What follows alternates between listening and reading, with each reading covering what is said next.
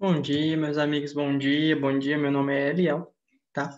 Hoje, bom dia, boa tarde, boa noite, não sei que hora que você está assistindo, né? Meu nome é Eliel e hoje vamos falar de política internacional, tá? Não sei se você gosta de política internacional, mas política internacional cai na terceira fase, cai na primeira fase do concurso à carreira diplomática.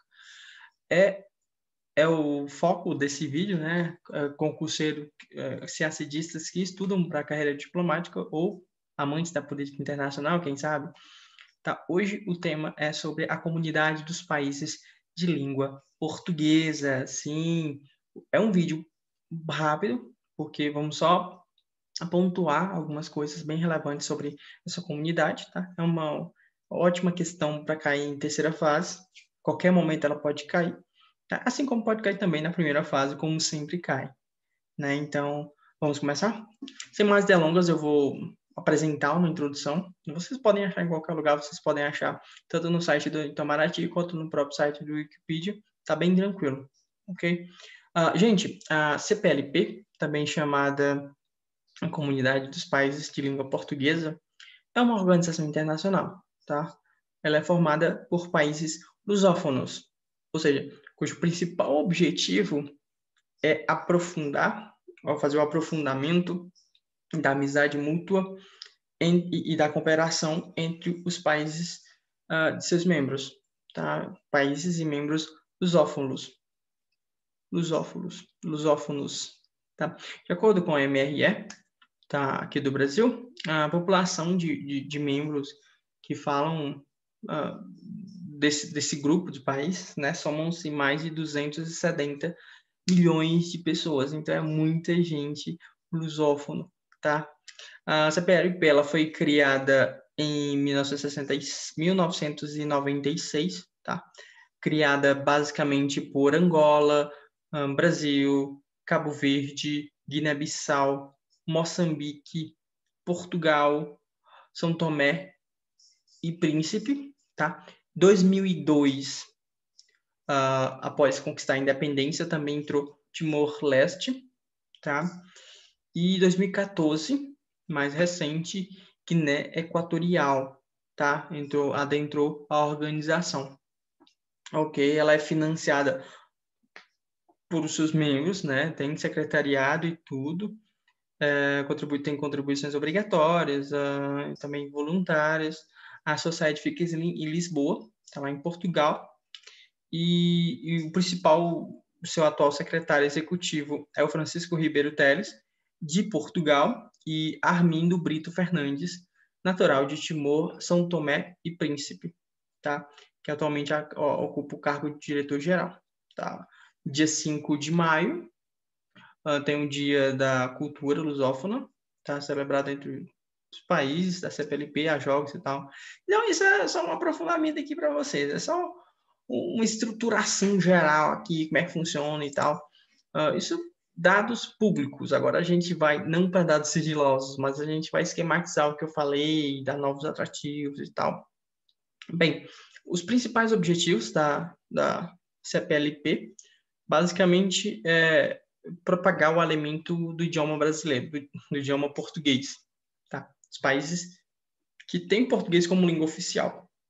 Tá? A exceção fica por conta de Guiné Equatorial, tá? Que adotou o idioma da, depois de entrar na CPLP e obter algumas vantagens, né?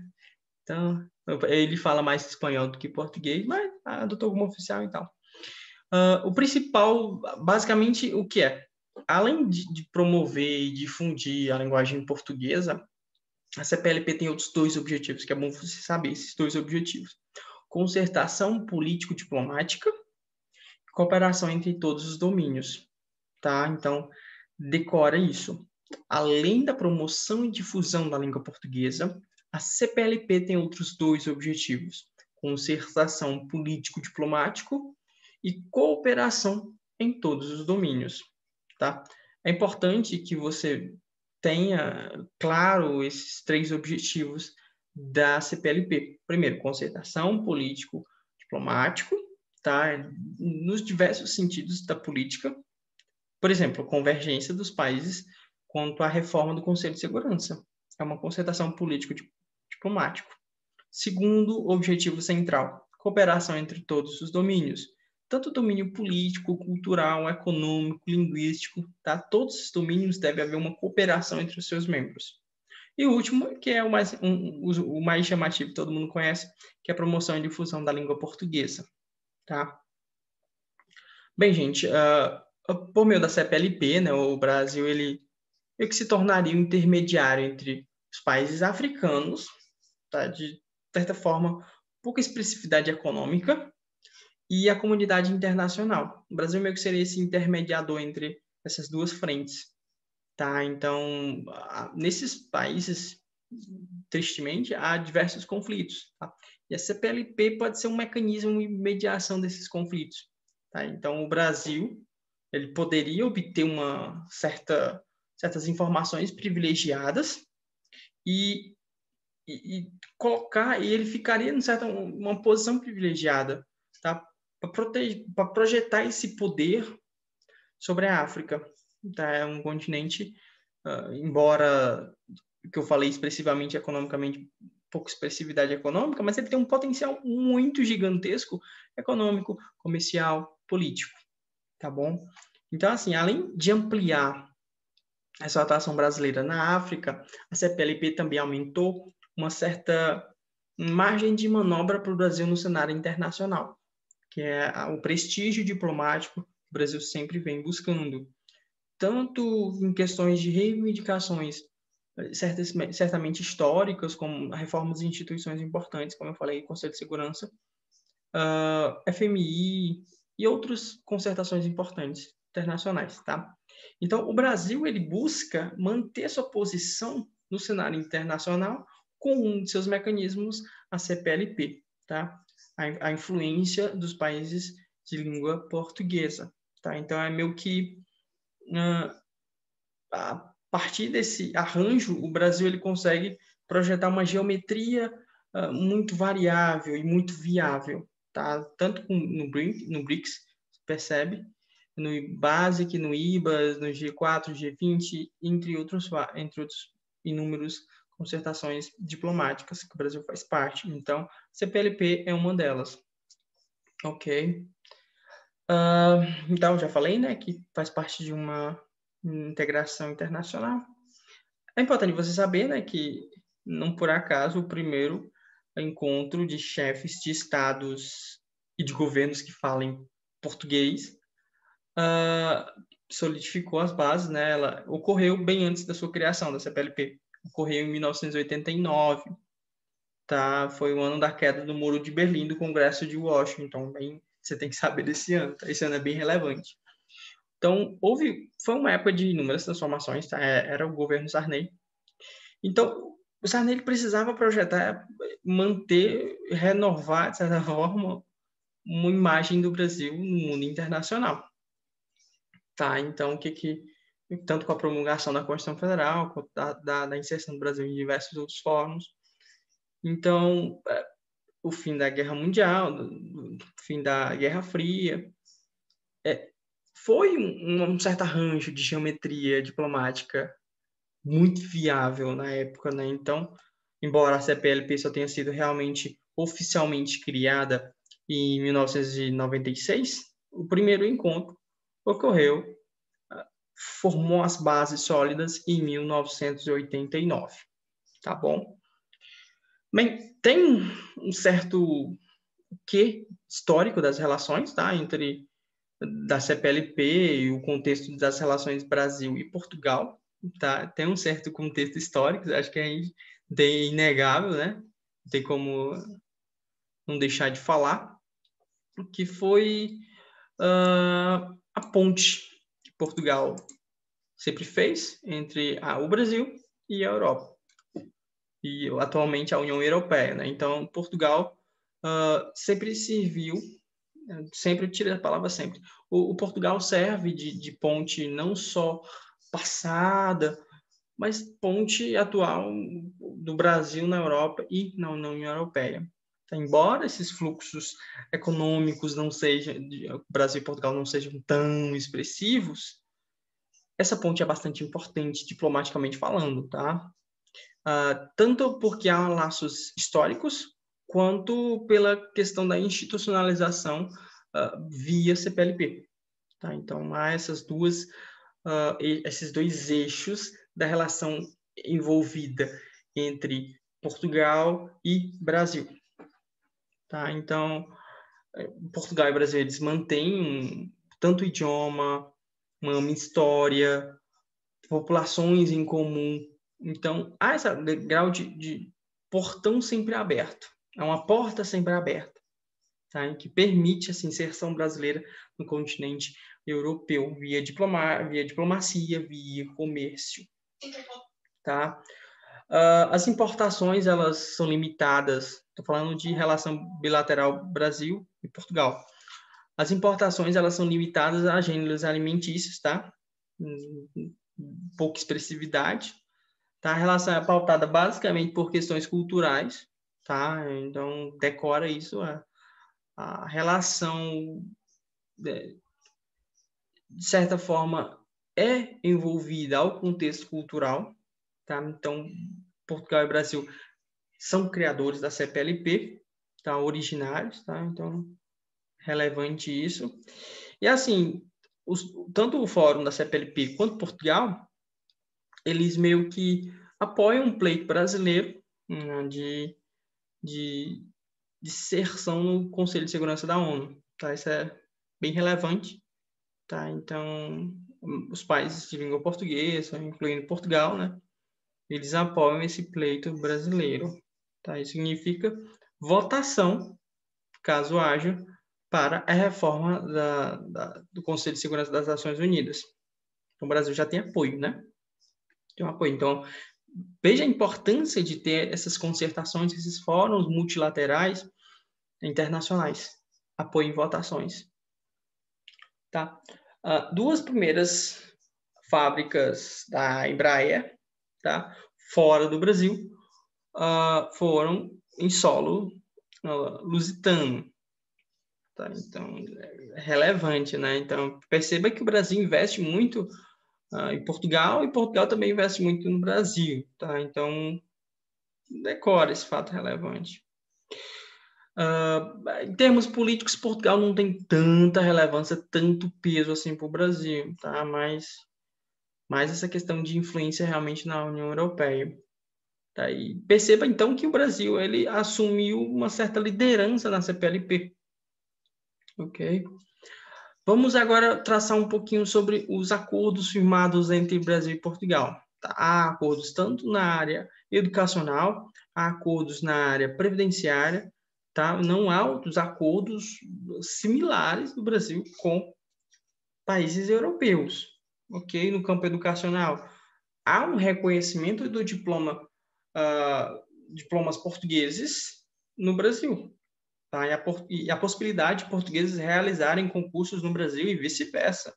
Tá? Há essa possibilidade também da nacionalização mais facilitada. São inúmeras garantias, até um tratado internacional tratando justamente disso. Tá? No âmbito previdenciário, é importante, isso aqui é relevante, é possível acumular tempo de serviço de um brasileiro em Portugal e de um português aqui no Brasil. Ok? Então, não há outros similares assim na Europa. Só para você se situar. Tá? Agora vamos já adentrar no histórico da CPLP. Certo? Você tem que saber. Tá? O primeiro encontro que ocorreu de chefes de Estado foi basicamente em 1989, data muito importante. Tá? 7 anos depois foi criada a CPLP, né? Em 2005, o Instituto foi incorporado à estrutura do grupo. Tá? Perceba que essa primeira reunião também é importante você saber o local, tá? Foi em São Luís, no Brasil. Então, foi esse primeiro encontro, foi bastante relevante. Houve renovação de credenciais, tá, do Brasil e ampliação dessas parcerias diplomáticas. Foi criado nessa época, tá, o Instituto Internacional de Língua Portuguesa, tá, e tinha sede em Praia, lá no Cabo Verde. tá? Esse encontro de 1989, lá em São Luís. Ocorreu que a criação dessa instituição, ela promovia o quê? A literatura, o ensino, a cultura dos países de língua portuguesa. Ok? Havia outras instituições semelhantes, como o próprio Instituto Confúcio da China, tá? Parecida com a CPLP atual. Ok? Mas, assim, oficialmente ela foi criada em julho de 1996, datas importantes. Então, decora a data de 1989, que houve a criação do Instituto Internacional de Língua Portuguesa. Isso foi em 89. 96 houve a criação da CPLP, tá? Você tem que saber disso. Já era a época do presidente Fernando Henrique Cardoso, tá? Então, não confunda. 89, criação do Instituto. 96, criação da comunidade.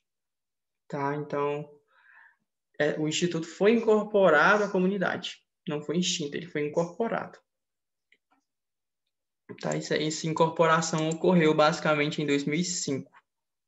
Ok? Então, até 2005 havia o Instituto e a comunidade, mas em 2005 o Instituto foi incorporado à comunidade. Tá bom?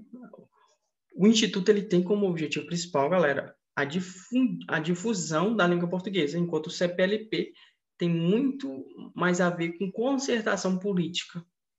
Então, ele é mais amplo do que o Instituto. Então, datas importantes. 89, criação do Instituto Internacional de Língua Portuguesa.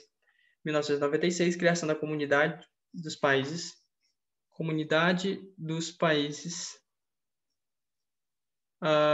de Língua Portuguesa, né? CPLP. E, em 2005, a incorporação do Instituto à comunidade. Decoraram, né? Então, você tem que saber disso. Isso é feijão com arroz. Feijão com arroz. Histórico, importante, tá? Então, assim, como há muitas pessoas, muitos habitantes do planeta que falam língua portuguesa, há em torno de 250 milhões de habitantes que estão presentes nesse grupo, sendo que no Brasil há em torno de 210 milhões, né? Tem muita gente, galera, aqui no Brasil. O Brasil tem maior superfície territorial, tá? Que fala língua portuguesa. E, assim, é importante que você saiba que, apesar do idioma ser amplamente falado no mundo, até a criação do Instituto, não havia nenhuma instituição dedicada à sua promoção, à promoção da nacionalidade, do idioma português. Então, foi bastante importante, tanto para a difusão quanto da internacionalização do idioma português. Tá?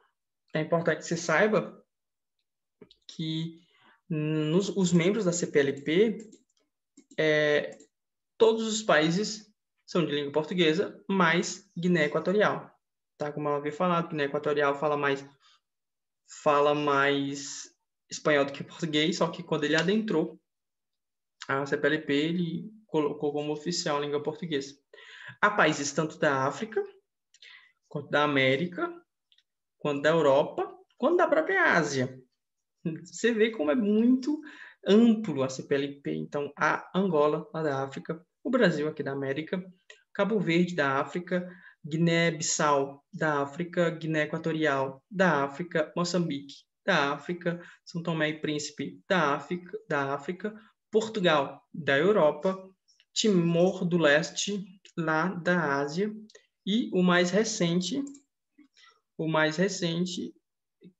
Guiné Equatorial, entrou em 2014, tá bom? E o anterior a ele foi 2002, Timor do Leste. Tá, então você tem que lembrar desses enclaves, desses detalhes, tá? Então, há países da África, da América, da Europa e da Ásia. 4 continentes numa comunidade. Tá? Então, o Brasil disparado é o que tem a maior quantidade populacional, é o que tem o maior peso no PIB, tá? Seguido de Portugal e seguido de Angola. Os outros países não são tão relevantes no PIB quanto o Brasil, Portugal e Angola. Portugal, estou falando em português aqui. Tá? Então, há alguns membros observadores, isso é muito relevante você saber. Há dois tipos de possibilidade de associação. Observador associado e observador consultivo. Tá? Associado, você tem que saber. Uruguai, Maurício, Senegal, Geórgia, Japão, Namíbia, Turquia, Hungria, Eslováquia e República do Checa. Tá? Então, você tem que saber desses observadores associados. Não para cair em prova, mas você pode, um dos observadores associados é o Japão, um dos observadores associados é o Uruguai. Então, isso é bem relevante você saber. Algumas observações, tá? Antes de tornar-se Estado membro da CPLP, como eu falei, a Guiné Equatorial foi observador associado, tá? Entre 2006 e 2014. Para você ver como é importante. Alguns países que são associados acabam se tornando membros efetivos, tá? Outros países eles já se manifestaram, mas há várias variáveis no meio, tá? Então, mas o interesse era de participar dos trabalhos. Ucrânia, Austrália, Áustria, Indonésia, Luxemburgo, Peru, tá? E outros já há solicitação, como Marrocos e próprio Israel. Tá? Então, qual a diferença entre membro associado e membro consultivo? O membro associado ele acompanha discussões, tá? Mas ele não pode fazer consultas. E o membro consultivo ele pode fazer consultas. Tá? Então, o membro associado ele apenas assiste às discussões. O membro consultivo ele tem uma maior manobra. Tá? Além de fazer consultas, ele pode discutir temas da CPLP. Tá? Ele pode propor pautas. Verdade seja dita. Vamos deixar a última parte da CPLP, tem uma última parte falando sobre o Brasil na CPLP, toda a questão da estrutura, tem questões ainda sobre o próprio Instituto, tá? Falando sobre o Instituto. Então, a atuação da CPLP em âmbito internacional. Então, ainda tem algumas coisas para serem faladas e o vídeo está começando a ficar grande, então eu prefiro cortar agora e a gente continuar numa próxima vez. Tá bom? Espero que você tenha gostado dessa série sobre vídeos da CPLP. A gente vai fazer a parte 2 um outro dia, tá? Um grande abraço. Se você gostou do vídeo, curta, siga, compartilhe. Se você não gostou, curta, siga, compartilhe. Espero você no Instituto Rio Branco como diplomata, meu colega. Um grande abraço e até mais.